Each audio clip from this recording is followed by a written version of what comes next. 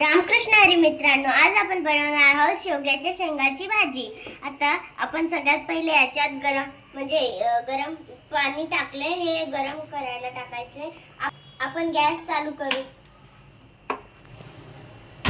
आपण गॅस चालू केलेला आहे। आपल्याला गरम होऊ द्यायचं आहे।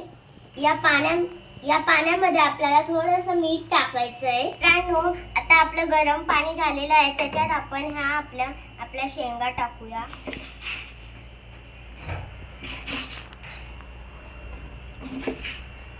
इकडे आपण शेंगा टाकलेल्या आहेत। इकडे आपण फोडणीची तयारी करूया। आपण बघूया फोडणीसाठी काय साहित्य लागणार आहे। कढीपत्ता, लसूण, कांदा आणि हिरवा धनिया। इकडे जिरं, मोहरी, लाल तिखट आणि हळद आणि हे घरचा मसाला। प्रथम आपण गॅस चालू करूया आणि त्याच्यामध्ये तेल टाकूया। आपण तेल टाकत आहोत। आपण तेल टाकलेलं आहे।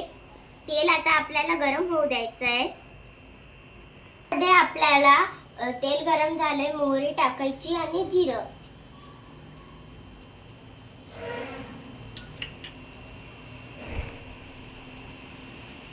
आपले जिरा आणि मोहरी मस्त तडतडले, त्याच्यात आपण लसूण आणि कढीपत्ता टाकूया। आपल्याला लसूण थोडं सावकाश टाकायचे, कारण की ते ना उडतं। आता आपण कढीपत्ता टाकत आहे।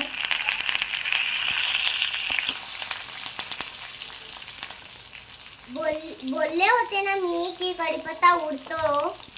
आता आपण यामध्ये कांदा टाकूया।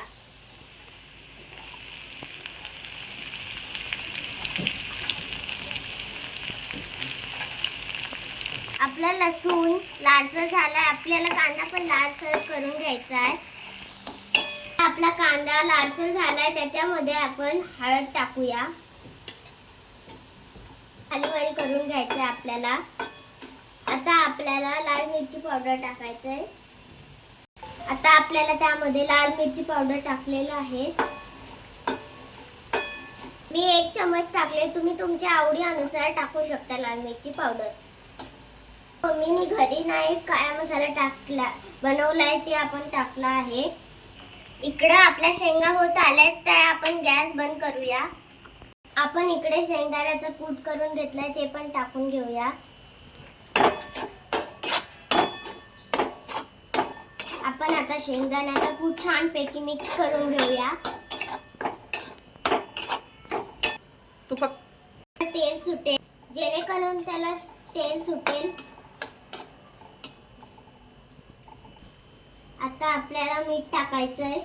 चवीनुसार आपल्याला मीठ टाकायचंय।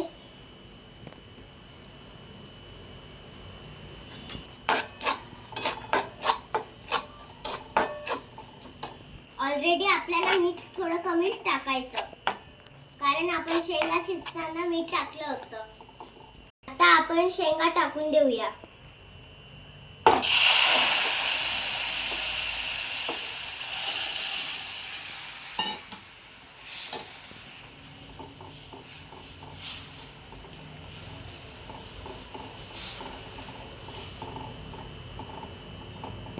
असं मस्त तुम्हाला एक्स्ट्रा पाणी टाकायचं असेल तर तुम्ही टाकू शकता।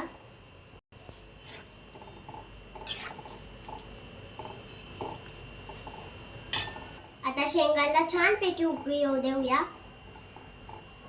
आता आपण यामध्ये थोडासा धनिया टाकूया आणि नंतर मग थोडासा टाकूया।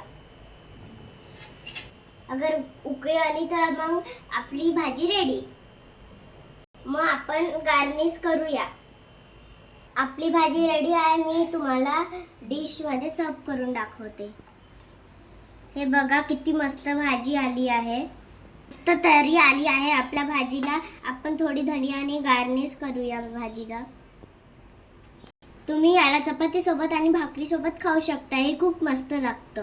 कुणाला आवडत असेल तर भातासोबत पण खाऊ शकता तुम्ही।